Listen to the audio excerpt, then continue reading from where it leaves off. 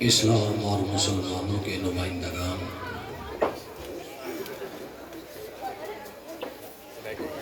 ذی شعور مسلمان، السلام علیکم ورحمۃ اللہ وبرکاتہ۔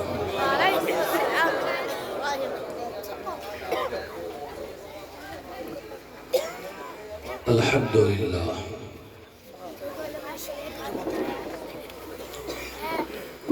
الحمدللہ الذی خلق الانسان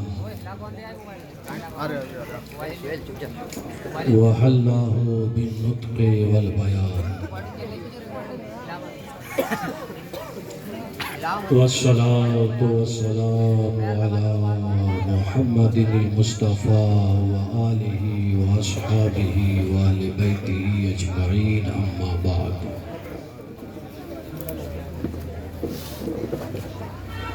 فأعوذ باللہ من الشیطان الرجیم، بسم اللہ الرحمن الرحیم۔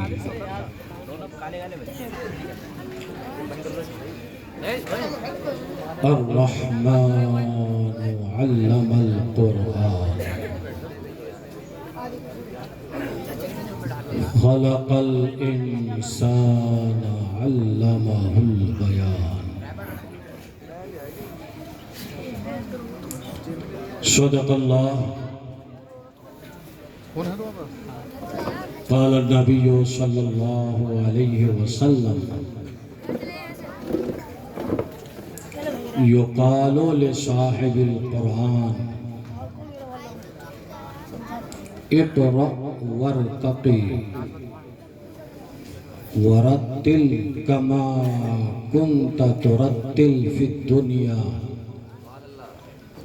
فإن منزلتك عند آخر آیت تقرأ بها۔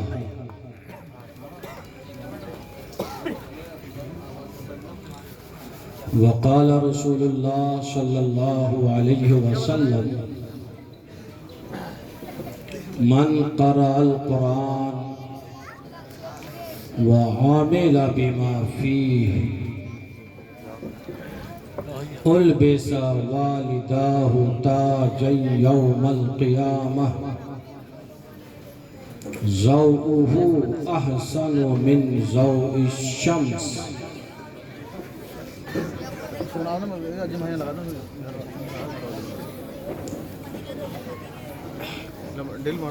وقال رسول اللہ صلی اللہ علیہ وسلم، من قام بعشر آیات لم یکتب من الغافلین، ومن قام بمئة آیہ کتب من القانتین، ومن قام بألف آیہ کتب من المقنطرین۔ صدق رسول النبی الامین الکریم، ونحن على ذلك لمن الشاہدین والشاکرین، والحمد للہ رب العالمین۔ سب سے پہلے بارگاہ رسالت مآب علیہ الصلاۃ والتسلیم میں انتہائی ادب و احترام کے ساتھ ہدیہ درود و سلام پیش کرنے کی سعادتیں اور برکتیں حاصل کر لیں۔ اللہم صلی علی سیدنا مولانا محمد بارک سلم، صلاۃ و سلام علیک یا رسول اللہ صلی اللہ تعالی علیہ وسلم وآلہ واصحابہ واہل بیتہ اجمعین۔ کوئی گھٹا نہ پائے گا عظمت قرآن کی۔ اس طرف بھی مجمع ہے تو ادھر سے بھی آواز آئے۔ کوئی گھٹا نہ پائے گا عظمت آگے بولیے قرآن کی عظمت کرتا ہے حق تعالی حفاظت قرآن کی کرتا ہے حق تعالی حفاظت بولیے قرآن کی اِنَّا نَحْنُ نَزَّلْنَا الذِّكْرَ وَإِنَّا لَهُ لَحَافِظُونَ اس قرآن کا اتارنے والا بھی میں ہوں اور حفاظت کرنے والا بھی میں ہوں کوئی گھٹا نہ پائے گا عظمت قرآن کی کرتا ہے حق تعالی حفاظت قرآن کی اور تم کو ملیں گی ساری جہاں کی محبتیں تم کو ملیں گی ساری جہاں کی محبتیں دل میں بسا لو اپنے محبت قرآن کی دل میں بسا لو اپنے بولیے دل میں بسا لو اپنے محبت قرآن کی وہ دل ہر ایک چیز سے پیارا ہے دہر میں دہر کا مطلب زمانہ وہ دل یہ دل جو سامنے ہے ٹھیک ہے وہ دل یہ دل ہر ایک چیز سے پیارا ہے دہر میں جس دل میں نقش ہو گئی صورت قرآن کی جس دل میں نقش ہو گئی بولیے صورت قرآن کی ہر حال میں پہنچاتا ہے قرآن فائدہ ہر حال میں پہنچاتا ہے قرآن فائدہ پڑھنا سکو تو کر لو زیارت قرآن کی پڑھنا سکو تو کر لو زیارت بولتے جائیے قرآن قرآن پڑھنا سکو تو کر لو زیارت قرآن کی قرآن نہ مٹا ہے نہ مٹ پائے گا کبھی قرآن نہ مٹا ہے نہ مٹ پائے گا کبھی بے مثل ہے جہان میں طاقت قرآن کی بے مثل ہے جہان میں طاقت قرآن کی اے دشمنان دی کان کھول کر سنو ہم عمر بھر کریں گے حمایت قرآن کی ہم عمر بھر کریں گے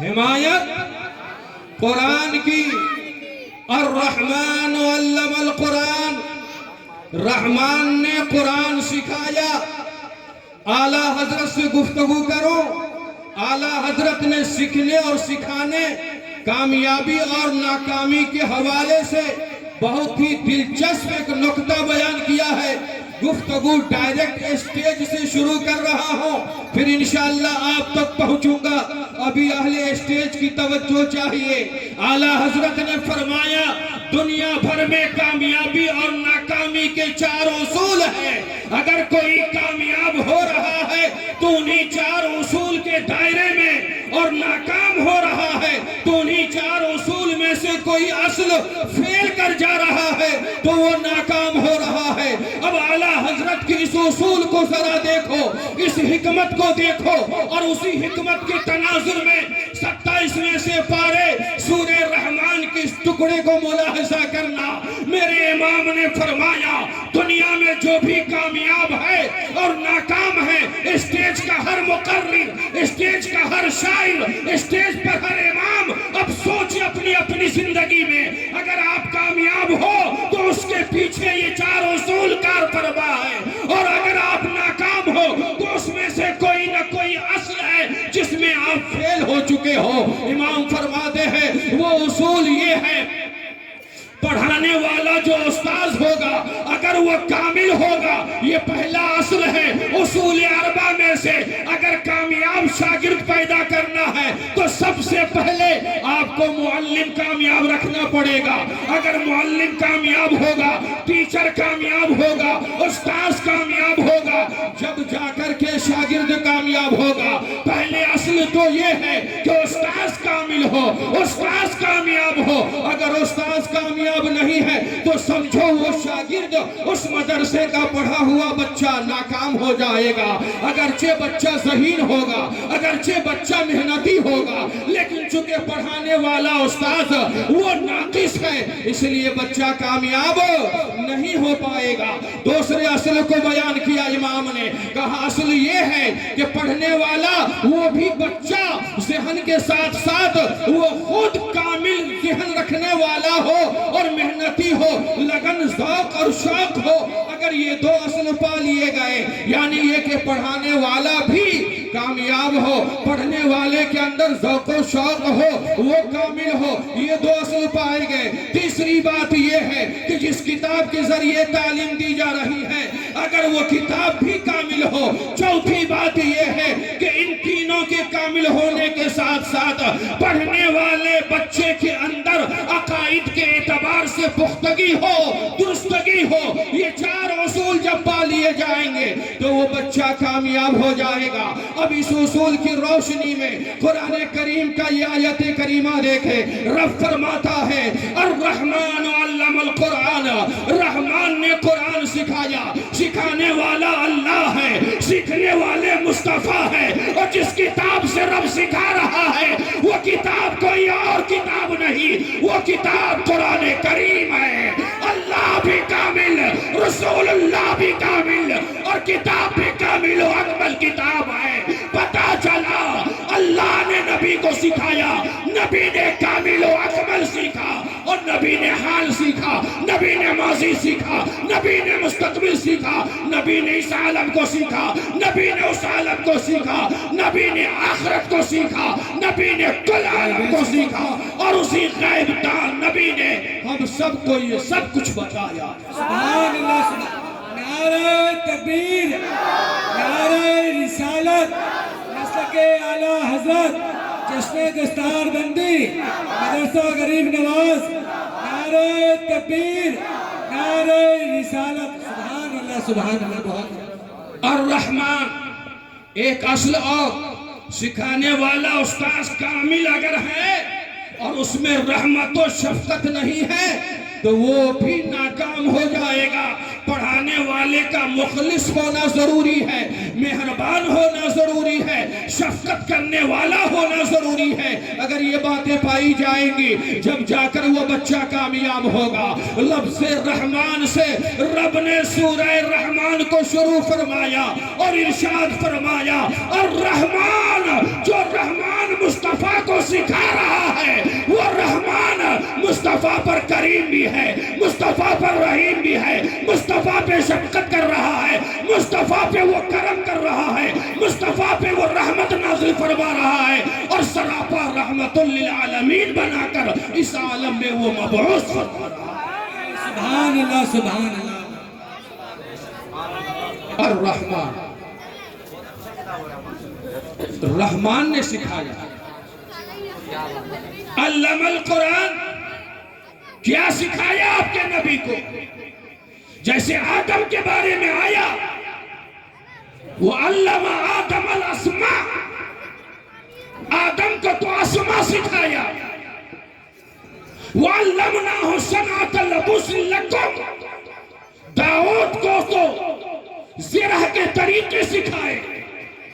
کسی کو کچھ سکھایا، کسی کو کچھ سکھایا، لیکن ہمارے اور آپ کے نبی، سب کے نبی، نبی جی آخر الزمان حضرت محمد مصطفیٰ صلی اللہ علیہ وسلم کو آسمان نہیں سکھایا، صرف لفظ قرآن کا کچھ حصہ نہیں سکھایا، بلکہ القرآن پر الف لام دائر فرما کر، القرآن فرما کر رب نے بتایا کہ میں نے اپنے حبیب کو الحد سے لے کر کے والناس کی سین تک کا ظاہر بھی سکھا دیا ہے، باطن بھی سکھا دیا ہے. مصطفیٰ کے پاس کچھ بچا ایسا نہیں ہے جو رب نے سکھایا نہیں ہے. رب نے ہمارے نبی کو سب کچھ سکھا دیا ہے. میرے آقا اس عالم فانی کے بھی سارے احوال کو جانتے ہیں اور عالم بقا کے بھی سارے احوال کو جانتے ہیں۔ سبحان اللہ، بے شک سبحان اللہ، بہت خوب، سبحان اللہ۔ الرحمن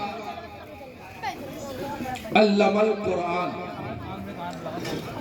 قرآن سکھایا، خلق الانسان، انسان کو پیدا کیا۔ انسان سے کون سا انسان مراد ہے؟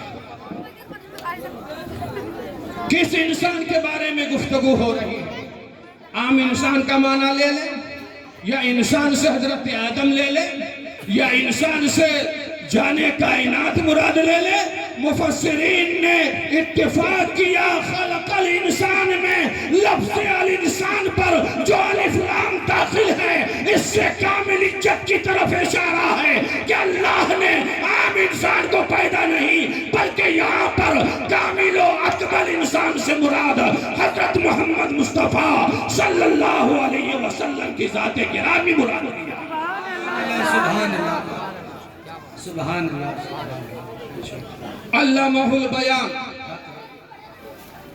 انسان کو پیدا کیا، اسے بیان سکھایا۔ بیان کا مطلب چھپی ہوئی چیزوں کو کھول دینا، کشف کا معنی آتا ہے الگ الگ کر دینا۔ جب رحمان نے نبی کو قرآن سکھایا، علمہ البیان، اور جب بیان سکھایا، بیان کا معنی ڈکشنری میں کھولنے کے آتے ہیں، واضح کرنے کے آتے ہیں۔ معلوم یہ ہوا کہ اس مصطفیٰ کو رب نے بیان سکھایا، اور رب نے مصطفیٰ کو یہ عطا کر کر یہ حکم دیا، اب میرے بندوں کے سامنے تم کھولتے چلے جاؤ۔ اب مصطفیٰ نماز کا طریقہ کھول دیے، مصطفیٰ روزے کا طریقہ کھول دیے، مصطفیٰ زکوٰۃ کے طریقے کو کھول دیے، مصطفیٰ نے حج کے بیان کو کھول دیا۔ مصطفیٰ جان رحمت صلی اللہ علیہ وسلم نے شب برات کی حقیقت کو کھولا، شب قدر کی حقیقت کو کھولا، رمضان کی حقیقت کو کھولا، ربیع النور کی حقیقتوں کو کھولا، عالم قبر کی حقیقتوں کو کھولا، عالم حشر کی حقیقتوں کو کھولا، عالم میزان کی حقیقتوں کو کھولا، عالم پلسرات کی حقیقتوں کو کھولا۔ مصطفیٰ نے بتا دیا کوثر کی حقیقت کیا ہے، میزان کی حقیقت کیا ہے، روز قیامت کی حقیقت کیا ہے، اللہ کے عدل کی حقیقت کیا ہے، اللہ کی فضل کی حقیقت کیا ہے، اللہ کی رحمت کی حقیقت کیا ہے۔ یہ سب کچھ مصطفیٰ نے کھول کھول کر بتا دیا۔ اب جس کا سینہ پاک تھا مصطفیٰ کے ان بیانوں کو قبول کرتا چلا گیا، اور جب قبول کیا تو ابو بکر بن گئے، جب قبول کیا تو عمر بن گئے، جب قبول کیا تو عثمان بن گئے، جب قبول کیا تو علی بن گئے، جب قبول کیا تو حسن و حسین بن گئے۔ آگے بڑھو، جب قبول کرتے چلے گئے غوث اعظم بن گئے، سلطان سند بن گئے، امام احمد رضا خان فاضل بریلوی بن گئے۔ سبحان اللہ، نعرہ تکبیر، نعرہ رسالت، مسلک اعلیٰ حضرت، نعرہ تکبیر، نعرہ رسالت، بہت خوب، سبحان اللہ، سبحان اللہ۔ حق ہے بالکل۔ اسی رحمان میں، اسی سورہ رحمان میں تخلیق انسان پہ کلام ہوا تو ارشاد ہوا خلق الانسان من صلصال کالفخار، انسان کو خشک مٹی سے پیدا کیا ہے۔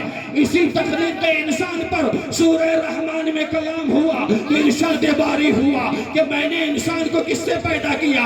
خلق الانسان من صلصال کالفخار، میں نے انسان کو خشک مٹی سے پیدا کیا ہے۔ اب خشک مٹی کی حقیقت یہ ہے کہ اس کے اندر تازگی کب آتی ہے؟ جب پانی اس کے اندر پہنچے تو زمین میں تازگی آتی ہے، پھر ہریالی آتی ہے۔ اشارہ دے دیا، او قرآن لینے والوں، صرف قرآن سے کام نہ چلے گا، قرآن کے ساتھ اگر اس میں پانی چاہیے تو صاحب قرآن کے عشق محبت کی پانی چاہیے۔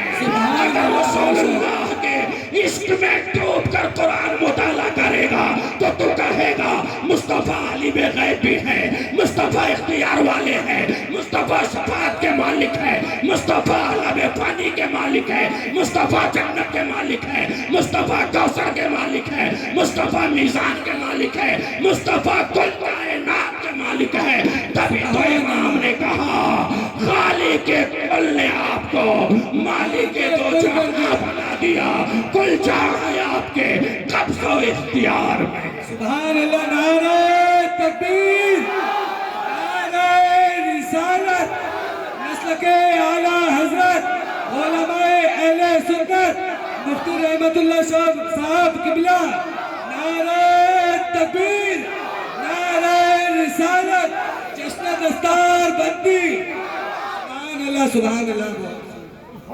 جب اتنی مقبولیت ہوتی گئی، کل عالم میں تو قرآن کی بھی مخالفت ہوئی، صاحب قرآن کی بھی مخالفت ہوئی۔ جب مخالفت کا دور شروع ہوا، نزول قرآن کا سلسلہ جاری تھا، رب نے مصطفیٰ سے کہا انہیں چیلنج بھی کر دو، اگر یہ آپ کے اس کلام الہی میں ذرہ برابر شک کرتے ہیں۔ آیت کریمہ نازل ہوئی، وَإِن كُنتُمْ فِي رَيْبٍ مِّمَّا نَزَّلْنَا عَلَىٰ عَبْدِنَا فَأْتُوا بِسُورَةٍ مِّن مِّثْلِهِ، جو کچھ میں نے محمد علیہ السلام کو دیا ہے اس میں ذرہ برابر شک ہے تو لے آؤ قرآن کی مثل کوئی سورہ، لیکن وہ نہ لا سکے۔ رب نے ارشاد فرمایا، فَاتَّقُوا، ڈرو ڈرو اس آگ سے جس کے ایندھن لوگ اور پتھر ہے۔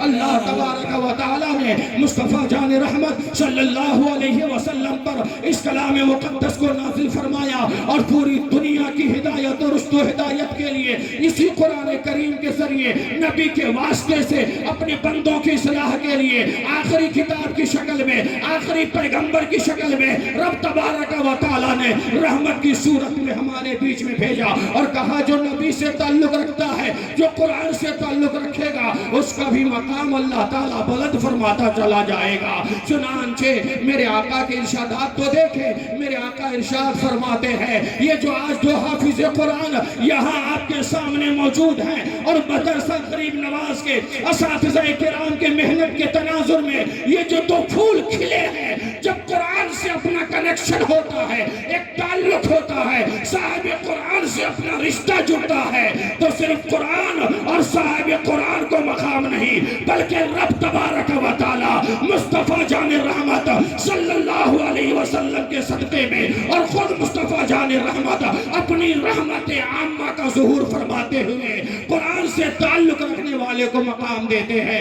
ارشاد فرماتے ہیں میرے آقا، کل بروز محشر یقال لصاحب القرآن، انہی صاحب قرآن سے کہا جائے گا، اقرا، پڑھتا جا، ورتقی، اور جنت میں چڑھتا جا۔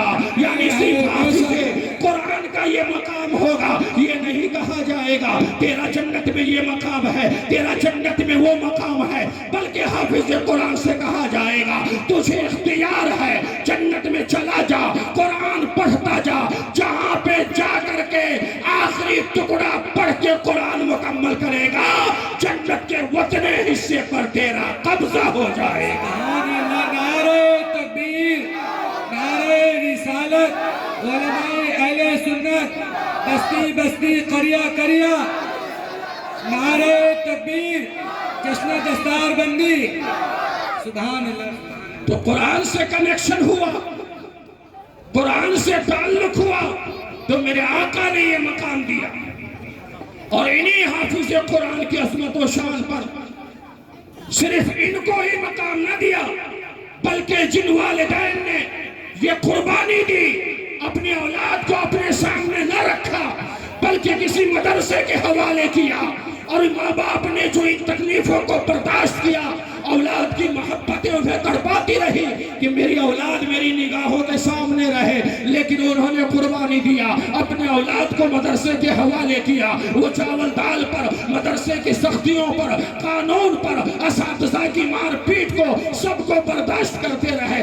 اساتذہ کو الگ مقام، حافظ قرآن کو الگ مقام، اور ماں باپ کو الگ مقام دیا۔ میرے آقا ارشاد فرماتے ہیں کہ من قرأ القرآن وعمل بما فيه البس والداه تاجا يوم القيامة ضوءه احسن من ضوء الشمس، یعنی وہ لوگ جو قرآن پڑھتے ہیں اور قرآن پہ عمل کرتے ہیں، ان کے والدین کو کل میدان محشر میں ایسا تاج عطا کیا جائے گا جس تاج کی روشنی سورج کی روشنی سے بھی زیادہ ہوگی۔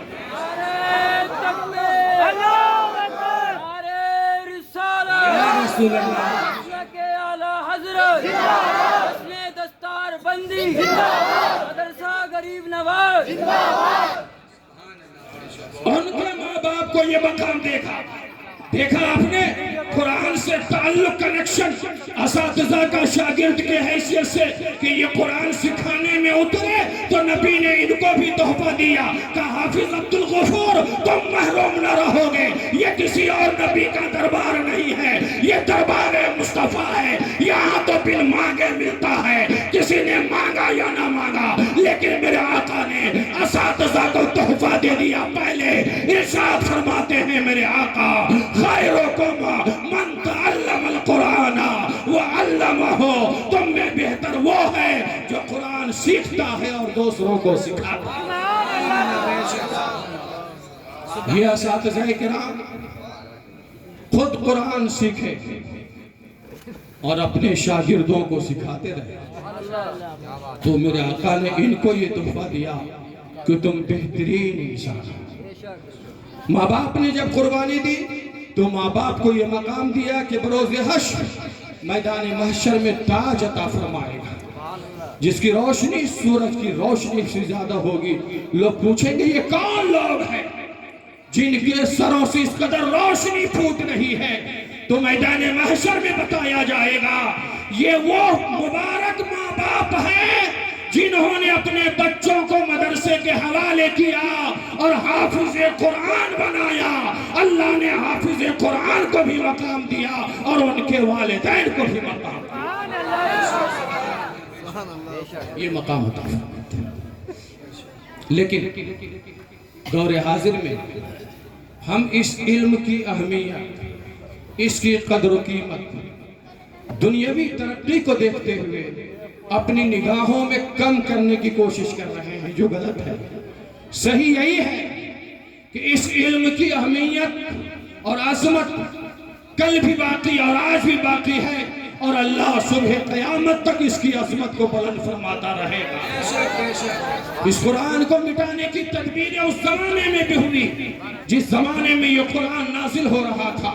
हमने पढ़ा था एक शेर कि बेमिसल है जहान में ताकत कुरान की, कुरान न मिटा है न मिट पाएगा कभी, बेमिसल है जहान में ताकत कुरान की। याद रखो जब कुरान नाजिल हो रहा था इनकार करने वालों ने हकीकत कुरान से इनकार किया, कलाम इलाही होने से इनकार किया, तदबीरें करते रहे कि सबको हम गुमराह कर दे, कोई न माने कि ये कुरान है। लेकिन इसकी ताकत और कुव्वत उस वक्त भी बहुत ज्यादा थी, और अपनी ताकत और कुव्वत की बुनियाद पर और अल्लाह ने जो इरशाद फरमाया इसका मुहाफिज मैं हूँ, इसकी हिफाजत की बुनियाद पर कुरान कल भी जिंदा था, आज भी जिंदा है और सुबह क़यामत तक जिंदा रहेगा। इतनी ताकत है इस कुरान में कि एक मर्तबा हुजूर एक ऊँटनी पे सवार होकर एक पहाड़ी से गुजर रहे थे। उसी दरमियान चंद आयत नाजिल हो गई। कुरान की ताकत का आलम यह था, इतना बोझ पड़ा कि नबी ऊँटनी पे सवार है और आयत उतर रही है तो उस ऊँटनी का जो पैर है पहाड़ के अंदर फंस गया। ये है कुरान की ताकत का आलम। हजरत हुज़ैफा कहते हैं मैं बारगाह रसूल में हाजिर था, इसी दरमियान कुरान का एक हिस्सा उतरा।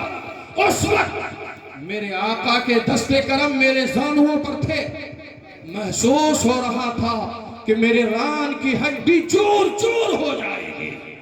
इस तरह कुरान में ताकत और कुव्वत है कि इसकी कुव्वत को ज़ब्त करना ये कमाल भी अल्लाह ताला ने मुस्तफ़ा जाने रहमत सल्लल्लाहु अलैहि वसल्लम ही को अता फरमाया है, और कमाल नबुव्वत से इसकी तमाम रूहानियत को मुस्तफ़ा जाने रहमत सल्लल्लाहु अलैहि वसल्लम ने अपने सीने नबुव्वत में महफूज फरमाया। और आज हम तक और आने वाली नस्लों तक ये कुरान मुंतकिल होता रहेगा। ये मुस्तफ़ा के सदक़े ही में हो रहा है और होता रहेगा। मेरे नबी करीम अलैहिस्सलातो व तस्लीम ने इस कुरान और साहिब कुरान जो लोग कुरान से अपना ताल्लुक यानी हाफिज कुरान बनते चले जाते हैं, उस ताल्लुक से तो बहुत सारी हदीसें हैं بہت عظمتوں کو نبی کریم علیہ الصلوۃ والتسلیم نے بیان فرمایا ہے، اور جن کے سینے میں قرآن نہیں ہے اس کے بارے میں بھی نبی نے ارشاد فرمایا ان لیس الذی فیہ شیء من القرآن کالبیت الخرب۔ میرے آقا ارشاد فرماتے وہ لوگ جن کے سینے میں قرآن کا کچھ بھی حصہ نہیں ہے وہ ویران گھر کی طرح ہے، بیکار گھر کی طرح ہے۔ معلوم یہ ہوا کہ مسلمان کے جتنے ممبر ہیں، مرد ہو کہ عورت ہو، ہر ایک کے سینے میں قرآن کا ہونا ضروری ہے۔ چاہے آپ کے سینے میں کچھ ہی ٹکڑا کیوں نہ ہو، لیکن اگر کچھ نہ ہوا تو سمجھو کہ آپ ویران گھر کی طرح ہیں۔ نماز اور دیگر تمام جو اعمال ہیں وہ ساری ہدایت ہمیں کہاں سے ملتی ہے؟ اسی قرآن کے ذریعے۔ اور ہمارے سینے میں جب قرآن نہیں رہے گا تو یقیناً ہمارا سینہ گندا ہوتا چلا جائے گا۔ آج مسلمانوں کے جو حالات پیچیدہ ہیں، بگڑے ہوئے ہیں، اس کی وجہ یہ ہے کہ ہم قرآن سے دور ہوتے چلے گئے ہیں۔ قرآن کی جو تعلیمات ہیں ہم ان تعلیمات سے دور ہوتے چلے گئے ہیں، اس وجہ سے ہمارا یہ حال ہے۔ لیکن ہمیں چھوڑ دینے کے سبب، قرآن سے غفلت برتنے کے سبب قرآن پہ تو اثر نہ پڑے گا، آپ کی زندگی پہ ضرور اثر پڑے گا۔ قرآن نہ کل مٹا تھا، نہ آج ہے، اور نہ صبح قیامت تک مٹے گا۔ عتبہ ابن ربیعہ کو کفاروں نے تیار کیا اور کہا آپ کا عدل الکلام انسان ہو، جاؤ پیغمبر سے گفتگو عربی میں اس فصیح و بلیغ انداز میں کرنا کہ نبی اپنے مشن سے ہٹ جائے اور تمہارے جادو والے کلام میں وہ خود مبہوت ہو جائے۔ عتبہ ابن ربیعہ بارگاہ رسول میں پہنچا اور کہا اے نبی آپ کو کیا چاہیے؟ مکہ کی حکومت چاہیے تو حکومت آپ کے ہاتھ میں ہے، چاند و سورج کی طرح دولت چاہیے، وہ دولت آپ کے قبضے میں ہے، لیکن اے نبی آپ قرآن چھوڑ دو، اپنا مشن چھوڑ دو، ہمارے بتوں کو برا بھلا کہنا چھوڑ دو۔ میرے آقا کریم علیہ الصلوۃ والتسلیم نے عتبہ ابن ربیعہ کے سامنے سورہ حامیم کو پڑھا تو وہ بے ہوش ہوتا چلا گیا اور آپ کے دہنے اقدس کے قریب اپنا ہاتھ کیا اور کہا اے نبی اب قرآن پڑھنا چھوڑ دو، اگر آپ پڑھو گے تو میں ختم ہو جاؤں گا۔ اس کی طاقت و قوت کا عالم یہ ہے، اور اپنے قوم سے جا کر کہتا عتبہ ابن ربیعہ اے لوگوں جو محمد کر رہے ہیں اسے کرنے دو، اگر وہ غالب آ گیا تو سمجھو وہ کامیاب ہے، مغلوب ہو گیا تو سمجھو اب کامیاب ہے، لیکن اس کے کلام کے پیچھے مت پڑو، اس کے کلام میں بہت تاثیر ہے، معلوم نہیں یہ کلام کون سا ہے، لگتا ایسا ہی ہے کہ یہ کلام انسان کا کلام نہیں ہے بلکہ یہ کلام کسی اور کا ہے جس کے بارے میں اللہ تبارک و تعالی نے خود ارشاد فرمایا الف ذالک الکتاب لا ریب فیہ، یہ وہ عظیم الشان کتاب ہے جس میں شک شبہ کی کوئی گنجائش نہیں۔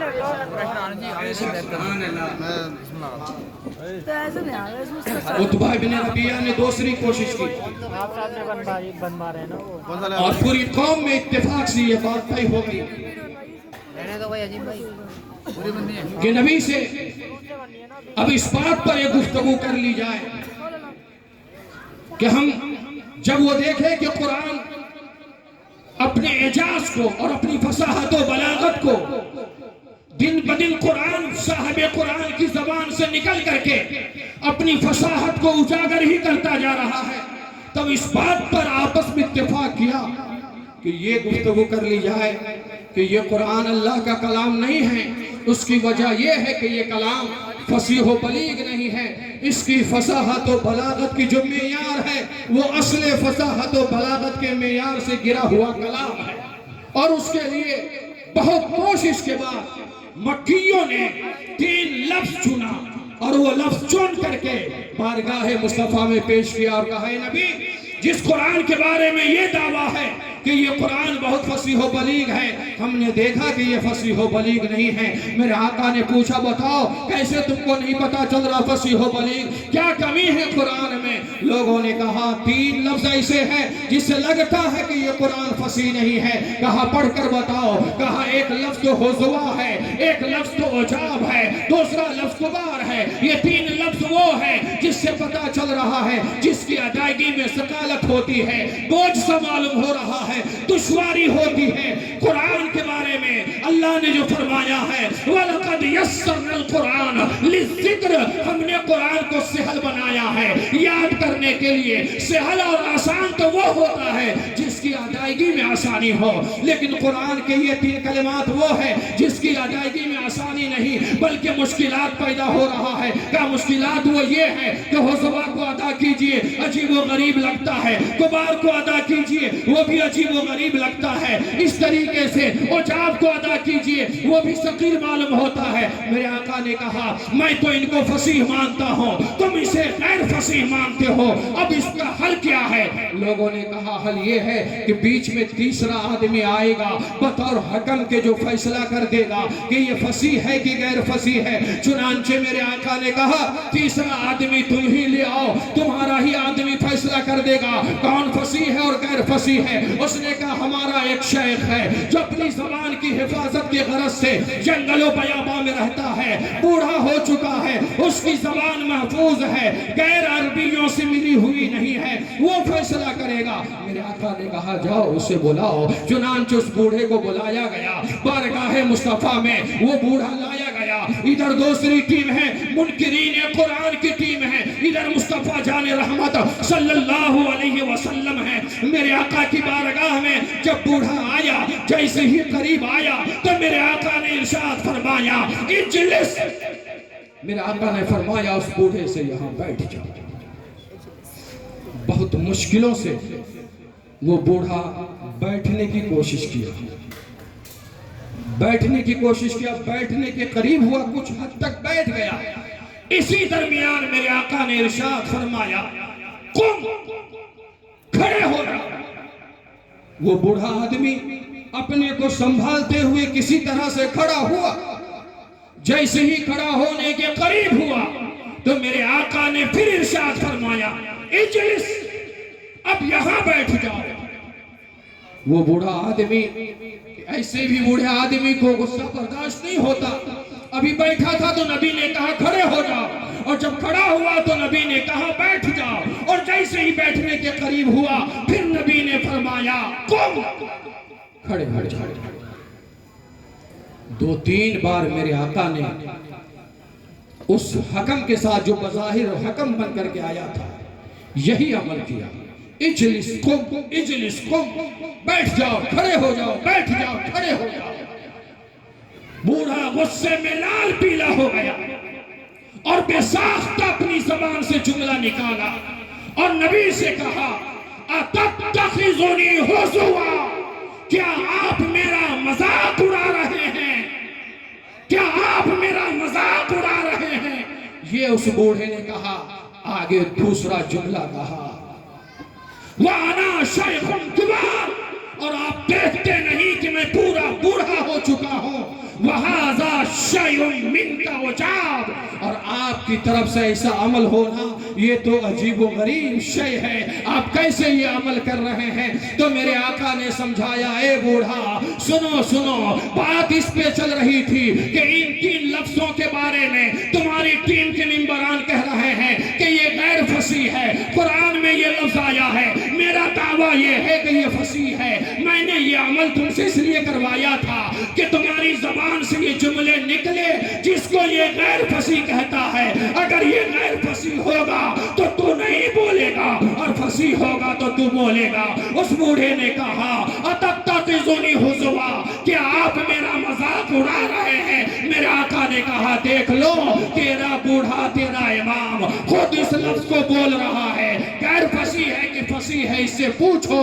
تو اس انسان نے کہا اے لوگوں تمہیں پتہ نہیں ہے، قرآن میں اگر یہ 3 لفظ نہ ہوتا اور اس کی فصاحت نہ ہوتی تو ہم بھی قرآن کو غیر فصیح کہہ دیتے، لیکن مان جاؤ کہ قرآن سراپا فصاحت و بلاغت پر مشتمل کلام ہے، یہ انسان کا کلام نہیں ہے بلکہ یہ اللہ کا کلام ہے۔ بے شک نعرہ تکبیر، نعرہ رسالت، نعرہ حوثیت، عظمت قرآن، نعرہ تکبیر۔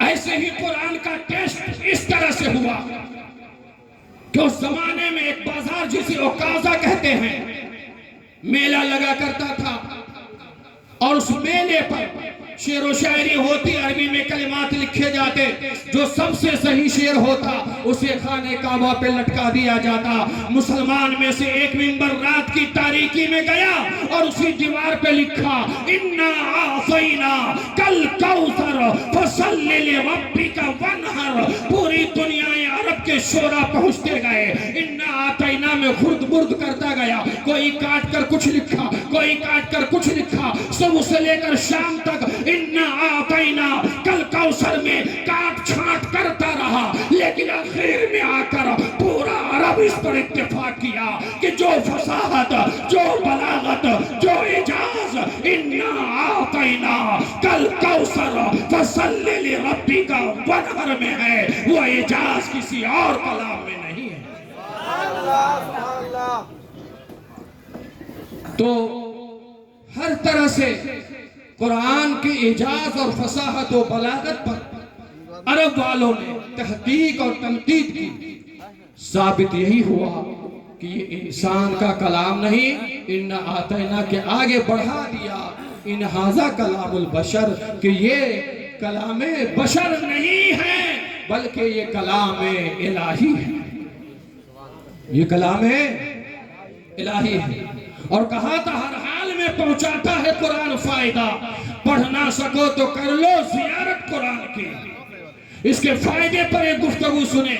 حضرت ابو ہریرہ رضی اللہ تعالی عنہ کی ذمہ داری یہ دی گئی تھی، مال کی حفاظت، جو غنیمت کے طور پر جو مال آئے ہوئے تھے اس مال غنیمت کی حفاظت، کبھی مال زکاة، کبھی مال غنیمت کی حفاظت کی ذمہ داری حضرت ابو ہریرہ کے حوالے کیا تھا۔ رسول گرامی وقار صلی اللہ علیہ وسلم نے حفاظت کرتے کرتے رات کے آخر حصے میں انہیں نیند آ رہی تھی اور بیداری کی پوزیشن میں چل رہے تھے، دیکھا کہ ایک چور گھسا ہے انسانی شکل میں، مال چرانے لگا۔ حضرت ابو ہریرہ نے اسے اپنی گرفت میں لیا اور کہا صبح تک تمہیں باندھ کے رکھوں گا، بارگاہ مصطفیٰ میں پیش کروں گا، تو نے مال غنیمت کو، مال زکاة کو، جو اس مال کی حفاظت میرے ذمے میں ہے اس میں سے تم نے چرایا ہے۔ اس نے رونا گڑگڑانا شروع کیا۔ میرے آقا کے غلام حضرت ابو ہریرہ کو رحم آ گیا، اس نے وعدہ کیا کہ اب نہیں آؤں گا، مجھے معاف کر دو۔ حضرت ابو ہریرہ کو رحم آیا، اس چور کو چھوڑ دیا۔ صبح فجر کی اذان اور نماز ہوتی ہے، مصطفیٰ بعد فراغت نماز فجر حضرت ابو ہریرہ سے پوچھتے ہیں اے ابو ہریرہ بتاؤ وہ رات والا چور کہاں گیا؟ ابو ہریرہ کہتے فدا کا ابی و امی، یا رسول اللہ میرے ماں باپ آپ پر قربان ہو، یا رسول اللہ وہ چور رونے لگا، مجھے رحم آ گیا، اس نے وعدہ کیا ہے کہ اب میں نہیں آؤں گا، میں نے اسے معاف کر دیا۔ میرے آقا نے مسکرا کر فرمایا ابو ہریرہ وہ پھر کل ضرور آئے گا، تم اسے یاد رکھنا۔ حضرت ابو ہریرہ کو یقین ہوا کہ یہ بات کسی اور زبان سے نہیں ہے بلکہ زبان نبوت سے نکل کر کے آئی ہے، یقیناً ایسا ہوگا۔ چاکو چوبند ہو گئے، حفاظت کرنے لگے۔ پھر رات کے تیسرے پہر میں چور داخل ہوا مسجد نبوی میں اور صحن مسجد نبوی سے مال اٹھانے کی کوشش کیا۔ حضرت ابو ہریرہ نے پھر گرفت میں لیا، پھر حساب و کتاب کیا، پھر رونے لگا، پھر معافی تلافی کیا۔ ابو ہریرہ کو پھر رحم آ گیا، پھر آپ نے اسے چھوڑ دیا۔ پھر کل ہو کر فجر کی نماز ہے، میرے آقا نے پوچھا ابو ہریرہ رات کا چور کہاں گیا؟ میرے آقا کے سوال پر ابو ہریرہ کہتے یا رسول اللہ کہا بچوں کے لیے عمل کر رہا ہوں، مجھے رحم آ گیا، میں نے اسے چھوڑ دیا ہے۔ میرے آقا نے کہا سن وہ پھر کل آئے گا۔ حضرت ابو ہریرہ کو یقین ہو گیا کہ جب نبی نے کہا ہے تو ضرور آئے گا۔ تیسری رات ہے، ابو ہریرہ حفاظت فرما رہے ہیں، چور داخل ہو گیا ہے، مال غنیمت اٹھانے لگا ہے، آپ نے گرفت میں لیا ہے، حساب و کتاب کیا ہے تو چور پھر رو رہا ہے۔ ابو ہریرہ کہتے اب نہیں چھوڑوں گا، تم نے 2 بار مجھے دھوکہ دیا، اب نہیں چھوڑوں گا، اب تو بارگاہ رسول میں پیش کروں گا۔ اس چور نے کہا اے ابو ہریرہ اگر میں تم کو ایک علم کی بات بتا دوں تو مجھے چھوڑ دے گا۔ حضرت ابو ہریرہ دعا وغیرہ کے دعا وظیفے کے بہت حریص انسان تھے، یعنی لالچی، دعا میں، تلاوت میں، ذکر میں، اذکار میں، دینی کاموں میں لالچ پیدا کرنا اپنے اندر اچھی چیز ہے۔ حضرت ابو ہریرہ نے کہا بتاؤ وہ کون سی دین کی بات ہے؟ اس چور نے کہا تم جو حفاظت کے لیے رات بھر جاگتے ہو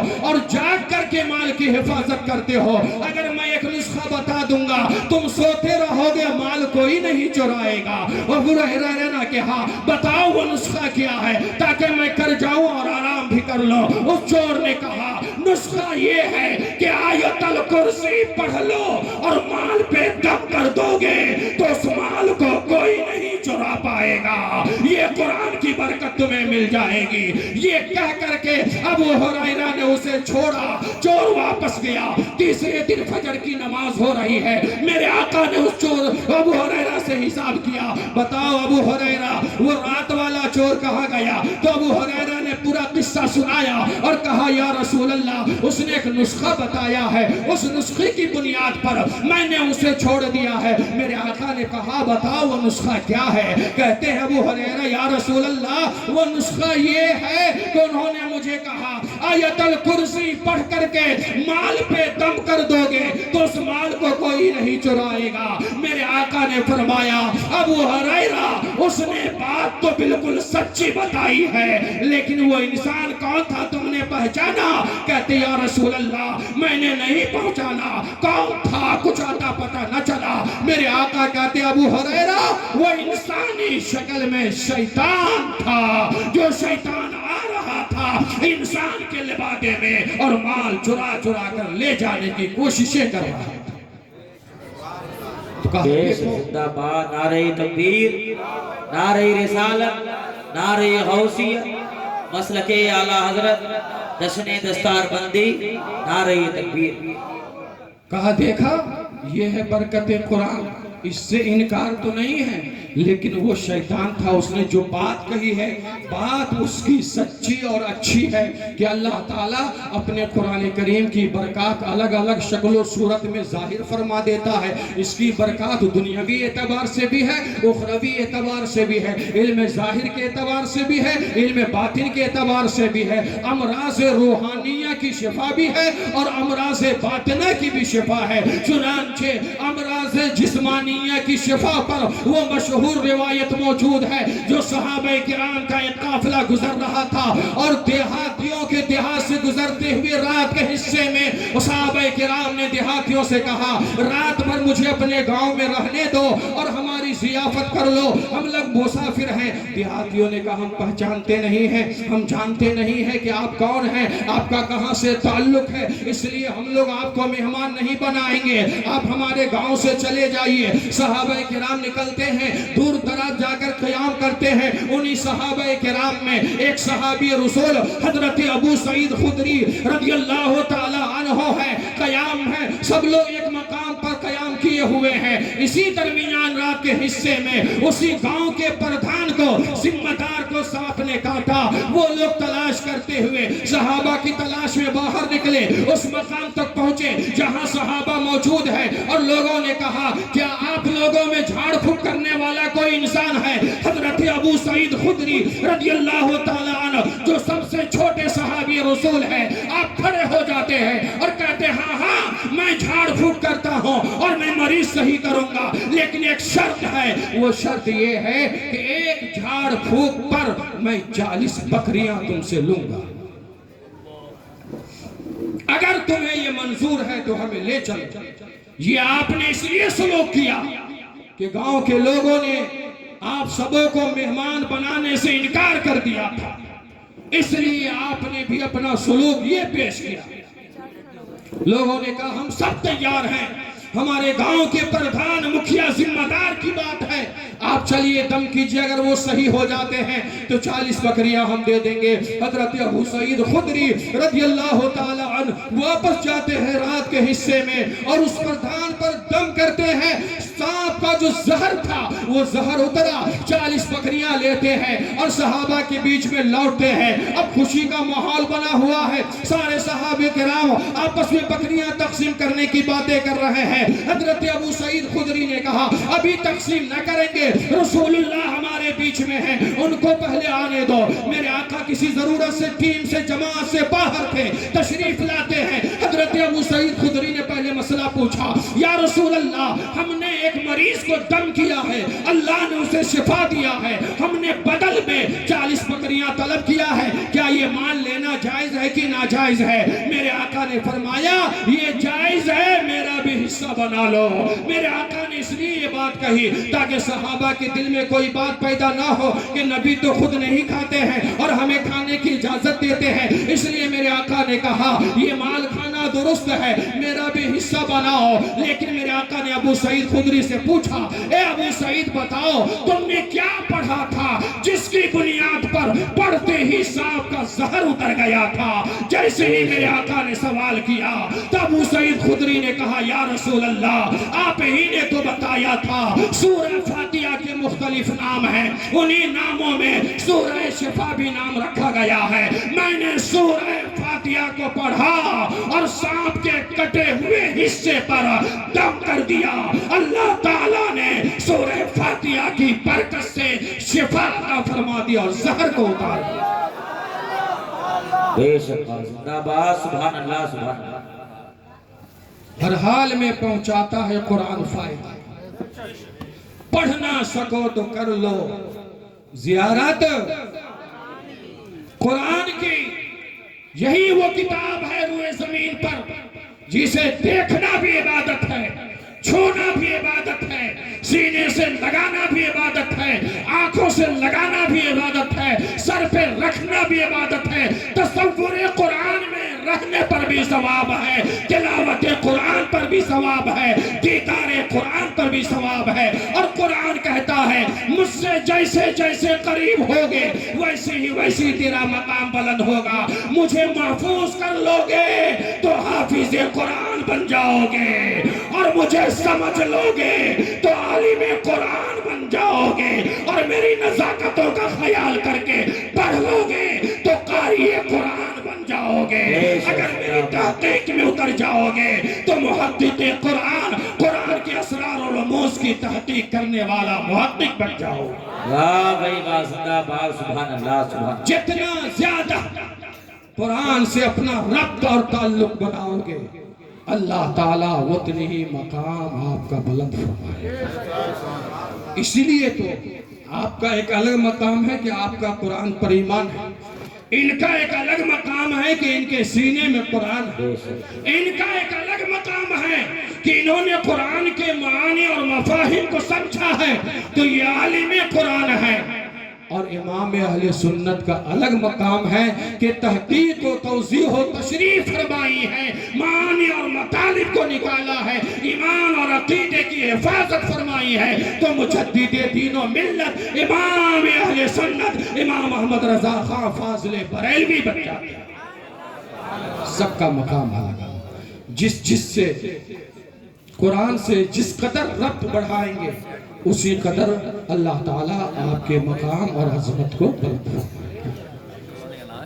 تو یہ قرآن دارالعلوم غریب نواز میں ان دو بچوں نے مکمل کیا، تو ایسا نہیں ہے کہ ان بچوں کو اور ان کے ماں باپ کو ان کے اساتذہ ہی کو صرف مقام ملے گا، بلکہ اس غریب نواز میں 1 روپیہ بھی کسی نے دیا ہے، 1 گلاس بھی کسی نے پانی پلایا ہے، رائے کے دانے برابر بھی تعاون کیا ہے، تو یہ حافظ قرآن جب تک زندہ رہیں گے اور قرآن کی تلاوت دنیا کے جس گوشے میں کرتے رہیں گے اس قرآن کا ثواب اللہ استاذ کو بھی دے گا، ماں باپ کو بھی دے گا، ان کو بھی دے گا، اور جن لوگوں نے تعاون کیا ہے اللہ تعالیٰ ان سب کو قرآن کا ثواب عطا فرمائے۔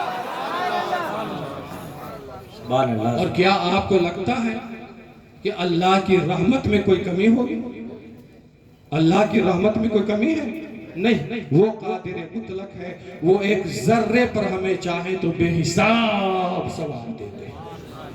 اور یہ تو تلاوت قرآن کا وہ ایک سورہ کے بارے میں بتا دوں، میرے آقا ارشاد فرماتے ہیں ان لکل شیء قلبا، ہر شے کا ایک دل ہے، وقلب القرآن یاسین، قرآن کا دل کون سورہ ہے؟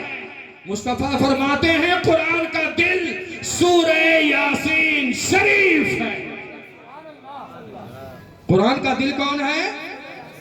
سورہ یاسین شریف۔ میرے آقا ارشاد فرماتے ہیں من قرأ یاسین کتب اللہ بقراءتها قراءت القرآن 10 مرات، جو سورہ یاسین شریف ایک مرتبہ پڑھے گا اللہ تعالی اسے 10 ختم قرآن کا ثواب عطا فرمائے۔ ایک بار آپ نے یاسین شریف پڑھا تو آپ یہ سمجھے 10 ختم آپ نے قرآن پڑھا، اتنا ثواب اللہ عطا فرمائے گا۔ اور میرے آقا نے تلقین بھی فرمائی لقنوا موتاکم، موتوں کے سامنے، میتوں کے سامنے یاسین شریف پڑھو اور ان کی تلقین بھی کرتے رہو۔ سمجھ رہے ہیں؟ اس قرآن کے ایک بھی جز پر، یہ الرحمن علم القرآن تو بطور موضوع کا ایک حصہ ہم نے بنایا، لیکن ابھی ایک بھی حصے پر مکمل گفتگو نہیں ہوئی اور کوئی کر نہیں سکتا۔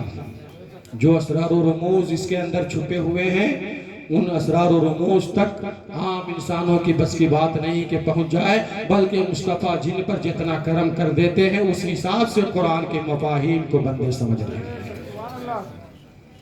دیکھ نہیں رہے؟ آپ نے ابتدا کیا قرآن الحمد سورہ فاتحہ الف لام میم، حروف تہجی سے ابتدا کیا ہے سورہ بقرہ کی، الف لام میم کیا مطلب ہے؟ بہت سارے مفاہیم میں ایک بات، وہ عرب کی سرزمین پر قرآن اترا، جو اہل عرب قرآن کے منکر ہو رہے تھے، گویا رب ارشاد فرماتا ہے اے منکرین قرآن، پورے قرآن کے مثل لانا تو بڑی بات ہے، حروف تہجی میں جو الف ہے اس الف کے مثل الف لا کر کے دکھاؤ تو کوئی الف نہیں لا سکتے ہو۔ قرآن میں جو لام ہے، جن حکمتوں کے ساتھ قرآن میں لام آیا ہے، ان حکمتوں کے ساتھ لام لا کر کے دکھاؤ تو نہیں لا سکتے ہو۔ جن حکمتوں کے ساتھ میم آیا ہے، ان حکمتوں کے ساتھ میم لا کر کے دکھاؤ تو نہیں لا سکتے۔ الف سے اشارہ کیا اللہ کی طرف، سبحان اللہ، الف سے اشارہ کیا اللہ کی طرف کہ یہ کلام اللہ کی طرف سے آیا ہے، لام سے اشارہ کیا جناب جبرائیل کی طرف کہ یہ قرآن جبرائیل کے واسطے سے آیا ہے، اور میم سے اشارہ کیا حضرت محمد مصطفیٰ صلی اللہ علیہ وسلم کی طرف کہ یہ قرآن نبی کریم پہ نازل ہوا۔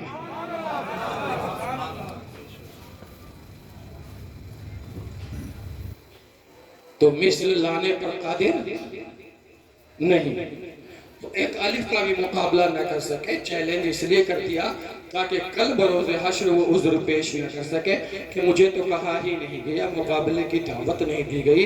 سارے عذر کو اللہ تعالیٰ نے ختم فرمایا، اور ایک بار نہیں مختلف پیرائے میں چیلنج فرمایا، جیسے وَإِن كُنتُمْ فِي رَيْبٍ مِّمَّا نَزَّلْنَا عَلَىٰ عَبْدِنَا فَأْتُوا بِسُورَةٍ مِّن مِّثْلِهِ، یہ الگ چیلنج ہے۔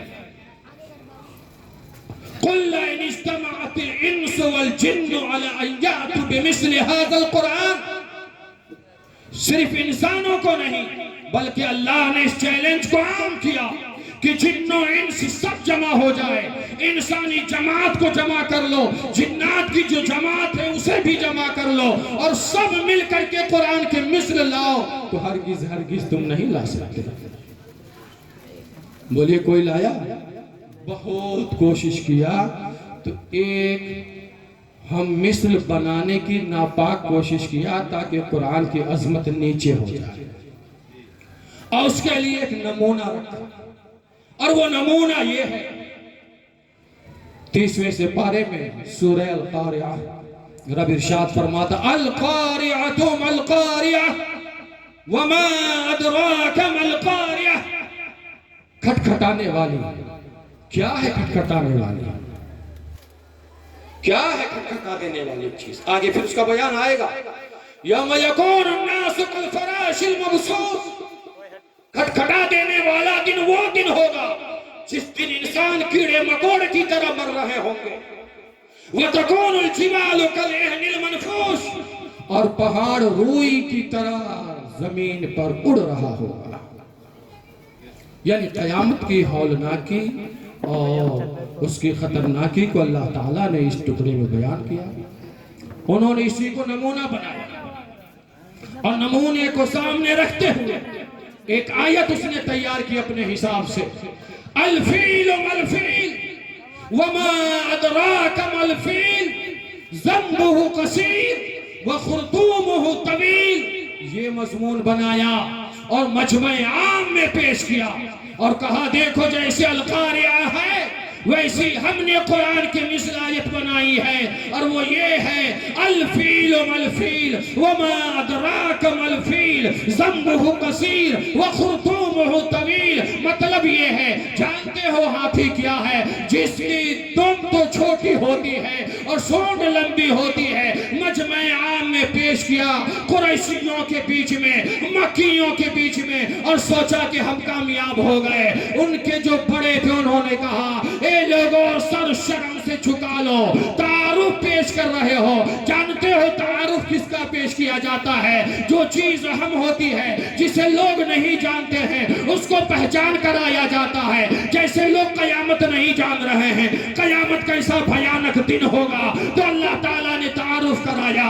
القاریات مالقاریہ وما ادراک مالقاریہ یوم یکون الناس کالفراش المبثوث وتکون الجبال کالعہن المنفوش. قیامت کا دن وہ بھیانک خطرناک دن ہوگا جس دن انسان کیڑے مکوڑے کی طرح مریں گے. جس دن پہاڑ روئی کی طرح ریزہ ہو کر کے اڑ رہا ہوگا. قیامت بہت بھیانک دن کا نام ہے. تعارف تو اس کا ہوتا ہے جس کو لوگ جانتے نہیں ہیں. ہاتھی کی کون سی تعارف پیش کر رہے ہو؟ شرم سے سر جھکاؤ اور مان جاؤ کہ اللہ کے کلام کا مثل لانا انسان کے بس میں نہیں ہے. یہ انسان کا کلام ہی نہیں ہے کہ کوئی مثال پیش کر سکے. یہ اللہ کا کلام ہے. اللہ یہ تو کل عالم کی ہر چیز اس کی پیدا کردہ چیز ہے. لیکن آپ کے پاس اللہ کی ذاتی چیز کون سی چیز ہے؟ اللہ کی کوئی ذاتی چیز آپ کے پاس ہے تو بتائیے. کسی کے پاس جو اللہ کے پاس ہو اور آپ کے پاس ہو اور آپ کہہ سکے ہاں ہماری ساری دولتوں میں ایک دولت وہ ہے جو اللہ کے پاس بھی ہے اور ہمارے پاس بھی ہے اور وہ دولت وہ ہے جو کبھی مٹ نہیں سکتی ہے. وہ کون سی دولت ہے بتائیے آپ؟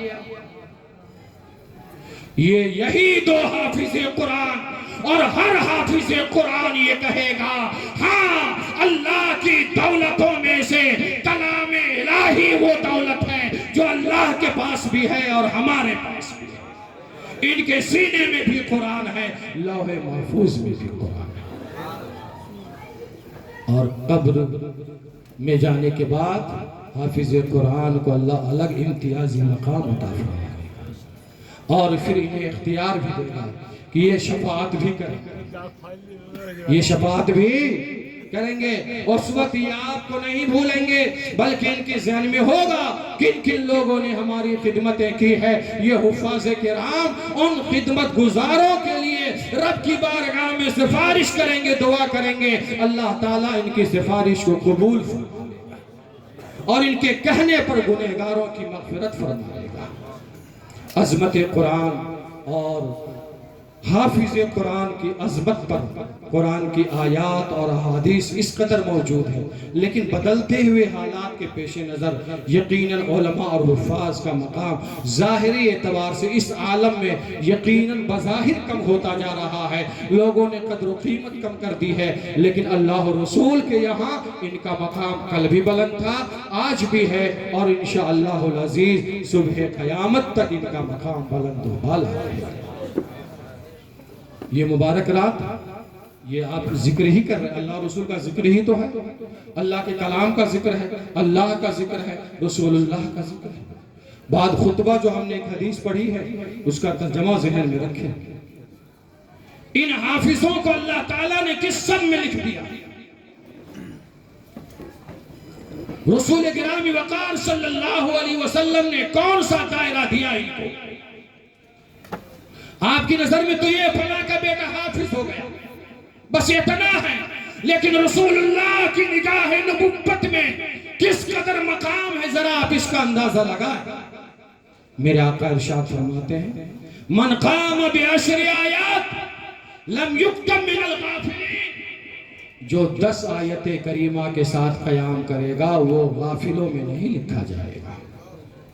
اور یہ 10 نہیں 1000 پورے قرآن کی تلاوت کرنے کی صلاحیت رکھتے ہیں، اور جس ادارے سے یہ فارغ ہو رہے ہیں، یہ مدرسہ غریب نواز اپنے علاقے میں وہ امتیازی مقام رکھتا ہے کہ اس ادارے سے فارغ ہونے والا حافظ قرآن دنیا کے کسی مسلح پہ جائے گا تو انشاءاللہ العزیز اللہ تعالیٰ ان کی عزتوں میں اور 4 چاند لگا دے گا، یعنی پورا قرآن منبر و محراب پہ کھڑے ہو کر سنانے کی یہ صلاحیت رکھتے ہیں۔ اس لیے یہ اچھے حافظ قرآن کا اہتمام بھی کرتے ہیں، اچھے معلم کا انتظام کرتے ہیں۔ اس کے لیے میں حافظ عبدالغفور صاحب کو بھی مبارکباد پیش کرتا ہوں، اور عاشق العلماء اور علامہ مفتی شیر محمد صاحب، علامہ مفتی مدثر صاحب، دیگر علماء ربانین جو یہاں موجود ہیں، جو علاقے میں خدمت کر رہے ہیں اپنی اپنی صلاحیت و لیاقت کی بنیاد پر، یہ سب فیضان قرآن ہی تقسیم کر رہے ہیں۔ دائرے الگ الگ ہے، عالم ربانی اپنے انداز میں، قاری قرآن اپنے اسلوب میں، اور حافظ قرآن اپنے انداز میں۔ حافظ ریاض صاحب جا چکے ہیں، وہ بھی قابل مبارکباد ہے، بہت سارے حافظوں کو یہاں پر انہوں نے پیدا کیا ہے۔ یہ سارے لوگ یہ سمجھیں کہ آخرت کی تیاری کر چکے ہیں، کل یہ حفاظ کہیں گے اللہ ہمارے ماں باپ کے لیے تو ہے ہی ہے تاج، یہ وہ اساتذہ کرام ہیں جنہوں نے محنت کر کے مجھے حافظ بنایا ہے، اللہ مجھ سے پہلے میرے اساتذہ کو تو انعام عطا فرما۔ اللہ تعالیٰ عظمت قرآن کی بنیاد پر، رفعت قرآن کی بنیاد پر ان کی دعاؤں کو، ان کی درخواستوں کو، ان کی گزارش کو اللہ رائے گا نہیں فرمائے گا، رد نہیں فرمائے گا، بلکہ قبول فرما کر ان کی مرادیں پوری فرمائے گا۔ تو سارے معاونین جو اس ادارے سے منسلک ہیں افراد، میں ان تمام اور اس ادارے کے انتظامیہ کمیٹی کو میں کہتا ہوں، اور معاونین سے میں یہ کہتا ہوں کہ یہ یقین، یہ آپ کے ایمان اور عقیدے میں بات ہے کہ نہیں کہ اللہ تعالیٰ رائے کے دانے برابر بھی اگر کسی نے محنت کیا ہے تو اس کی اجر کو ضائع نہیں کرے گا نا۔ اللہ خود ارشاد فرماتا ان اللہ لا یضیع اجر المؤمنین، اللہ مومنین کے اجر کو ضائع نہیں فرماتا، یعنی مومن بندہ کوئی بھی نیک عمل کرتا ہے اس کے عمل کو برباد نہیں ہونے دیتا، اس پر ثواب عطا فرماتا ہے۔ تو اب یہ سمجھو انتظامیہ کمیٹی اور اس ادارے کے معاونین مخلصین، اس ادارے سے تعلق رکھنے والے، طلباء سے محبت رکھنے والے، یہ مت کہنا کہ میں نے ادارے کے طالب علم سے محبت کیا، آپ یہ کہو کہ میں نے رسول اللہ کے مہمان سے محبت کیا ہے۔ مدینے کے تاجدار اپنے مہمانوں کی خدمت کرنے والوں کو نہیں بھولیں گے، اپنی شفاعت کبریٰ کی خیرات مدینے کے تاجدار کل میدان محشر میں ہم غلاموں کو بھی عطا فرما دیں۔ آپ مہمان رسول کی خدمت کر رہے ہیں، یہ کسی اور کے مہمان نہیں ہے، یہ غریب نواز کے ہی طالب علم نہ ہوئے، یہ رسول اللہ کے بھی مہمان ہوئے۔ تو رسول اللہ کی مہمان، اچھا مدرسہ کن کا؟ حافظ عبدالغفور صاحب کا گھر ہے کیا؟ بتائیے کن کا گھر ہے؟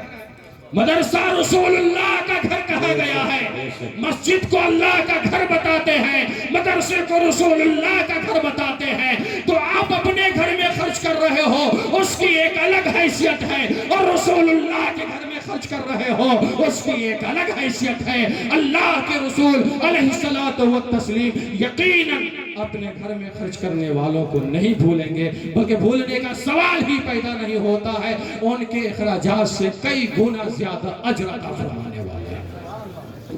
اس لیے سارے معاونین اور منتظمہ کمیٹی، اساتذہ، طلباء سب اس بات کے مبارکباد کے لائق ہیں کہ آپ کے نامہ اعمال میں کل بروز محشر میں کچھ بھی نہ رہا تو یہ جو عمل ہے جو اس ادارے میں رہ کر آپ کرتے ہیں انشاءاللہ العزیز اس عمل کی بنیاد پر اللہ آپ کو اس عالم میں بھی سربلندی عطا فرما رہا ہے اور فرماتا رہے گا، اور کل بروز محشر بھی اللہ تعالیٰ آپ کو سرخروئی عطا فرماتا ہے۔ بولے یقین ہے کہ نہیں؟ مجھے یقین ہے اور آپ کو بھی یقین ہے اس ادارے کی فلاح و بہبود، کامیابی، کامرانی کے لیے جن کے پاس جتنی وسعت ہے، طاقت و قوت ہے، اس لیاقت و صلاحیت کے مطابق ادارے کے تعاون میں کوئی کسر باقی نہ رکھے، بھرپور اس کا خیال کرتے ہیں۔ بے شک۔ اب اس وقت بس ایک آخری گفتگو میں یہ کر کے گزر جانا چاہتا ہوں کہ یہ مجلس جشن قرآن ہے، جشن دستار حفظ قرآن ہے۔ یہ جو حافظ ہے،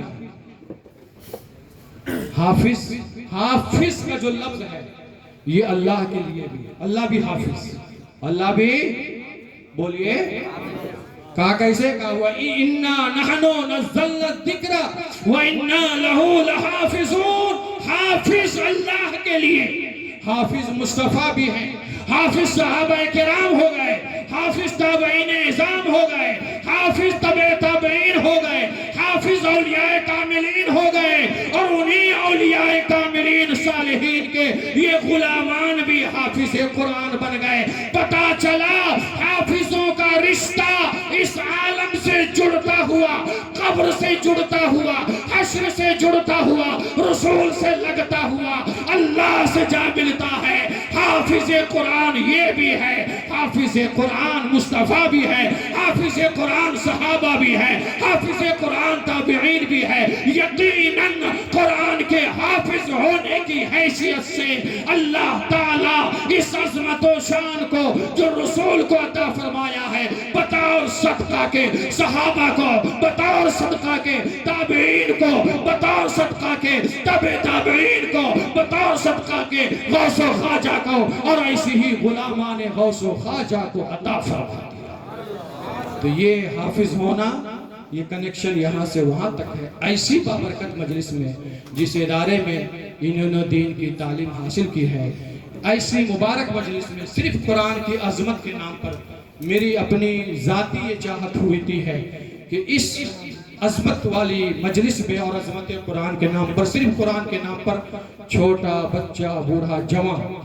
حد بندی نہیں کہ اتنا 1 روپیہ کے ساتھ بھی وہ شریک یہاں ہو سکتا ہے، جس کے پاس جتنی صلاحیت ادارے کے نام پر، قرآن کے نام پر کہ یہ قرآن کے حافظ قرآن کی حفاظت کریں گے، یہ قرآن کے محافظین کی جماعت میں پیدا ہو گئے، تو جن کے پاس جو صلاحیت ہو 1 روپیہ سے ہم نے اعلان کر دیا، 1 روپیہ سے شروع ہو کر جہاں تک جس کی صلاحیت ہے وہ اس ادارے کے نام پر آپ رقم یہاں دے سکتے ہیں، کہ ہم نے کسی اور مجلس میں نہیں بلکہ عظمت قرآن کے نام پر، جشن دستار حفظ قرآن کے نام پر، اور اس کی ابتدا میں چاہوں گا اسٹیج کے علماء حفاظ کر لیں اس بنیاد پر کہ آپ قائدین ہیں، آپ رہبران ملت ہیں، آپ مسلمانوں کے رہبر ہیں، کوئی ضروری نہیں 1000 1 روپیہ بھی جیب میں ہے تو اس 1 روپیہ سے مدرسہ غریب نواز کے تعاون کے نام پر سب لوگ ایک کے بعد دیگر تشریف لا کر اپنی اپنی بساط کے مطابق بطور تعاون کے، کہ ہم نے کسی اور موقع پر نہیں، رمضان یا کسی اور موقع پر نہیں،